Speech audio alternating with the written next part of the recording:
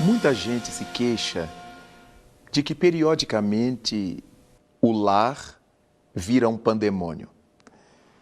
Muita gente me afirma que às vezes percebe que a família está empolvorosa, que alguma força negativa parece ter penetrado o lar. Imaginam que houve trabalhos de magia, alguém fez algum trabalho forte. Todo esse contexto popular em que nós queremos atribuir aos outros questões que estão sob nossa responsabilidade.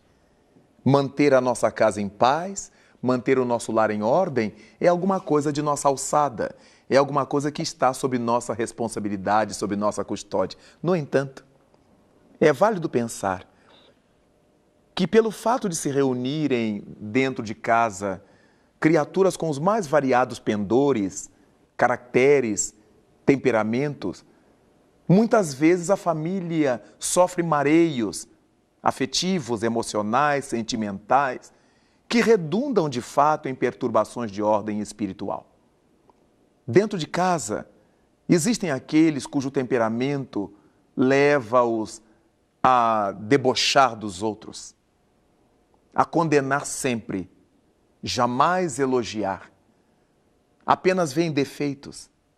Aqueles que falam aos gritos, os que são sempre grosseiros ao se expressar junto aos familiares, aqueles que têm sempre um alfinete pronto para as alfinetadas comuns dentro de casa, os que falam jogando piadas, com segundas intenções e ferem o temperamento daquele que é mais sensível ou que é pavio curto, e há aqueles que dentro de casa nem pavio têm. Explodem por qualquer coisa. Natural é pensar, nessas ocasiões, que nós estaremos dando margem a infiltrações espirituais inferiores. Como disse-nos o apóstolo Paulo, nós estamos o tempo todo sendo observados por uma nuvem de testemunhas. Mas se temos testemunhas apostando em nosso crescimento, em nossa virtude, em nossa felicidade, não podemos descrer que haja outras testemunhas investindo em nossa queda. São aqueles inimigos do nosso pretérito, de nossas vidas passadas, de nossa existência presente.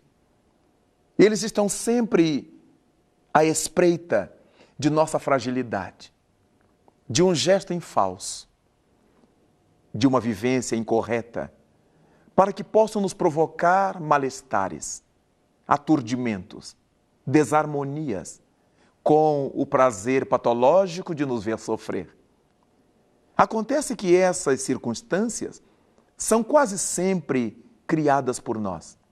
Na liberdade que temos de fazer e de deixar de fazer, nós somos aqueles que não refreamos a língua, imaginando que todos aqueles que vivem dentro de casa conosco na família têm obrigação de aturar, de suportar nosso temperamento, nosso mau humor, nosso caráter intempestivo, nosso pavio curto. E ao pensarmos dessa forma, estamos desrespeitando, ainda que dentro de casa, os outros que, embora nos gostem, nos estimem, são pessoas diferentes de nós. Será sempre importante que nos coloquemos no lugar dessas pessoas. Essa empatia se faz indispensável. Se eu estivesse no lugar dessa criatura, de minha mulher, de meu marido, de meu filho, de meu irmão, de minha tia ou avó, como é que eu gostaria de ser tratado dentro de casa? Que tipo de coisas eu gostaria de ouvir? Que tipos de outras coisas eu não gostaria de ouvir? Desse modo, a vivência dentro do lar seria marcada pelo respeito recíproco, em que cada qual, desempenhando o seu papel, estivesse atento a não ferir o outro. a não desabonar o outro. Nada obstante, tivéssemos todo o espaço para dizer as coisas que estão certas, aquilo que está equivocado, o que precisa ser corrigido na pauta de nossa vida cotidiana dentro de casa. Como estamos cercados, vale repetir Paulo, por uma nuvem de testemunhas, quando nos despautamos dentro do lar, qual é o tipo de testemunhas que nós convidamos para participar conosco da vida íntima da casa? As entidades perturbadoras, espíritos desajustados ou enfermiços, aqueles que, de caso pensado, desejam provocar em nossas vidas desestruturações, e aqueles que estão enfermados, hebetados, aturdidos e que nem têm ideia de que se aproximando de nós nos estarão prejudicando. Estão inconscientes da realidade em que estão vivendo, mas nem por isso eles deixam de ser atraídos por nós quando realizamos as coisas indevidas. Por isso, pode haver sim influências espirituais bastante nefastas dentro de nossa casa, ou influências leves, em função do estilo de vida que adotemos viver em família, em razão de tudo aquilo que decidimos fazer junto aos nossos familiares. Se a nossa proposta for de viver o respeito, o amor, a harmonia, certamente atrairemos nobres espíritos para bafejar nosso lar. Mas se fizermos diferente, certamente as nossas companhias não serão nada agradáveis.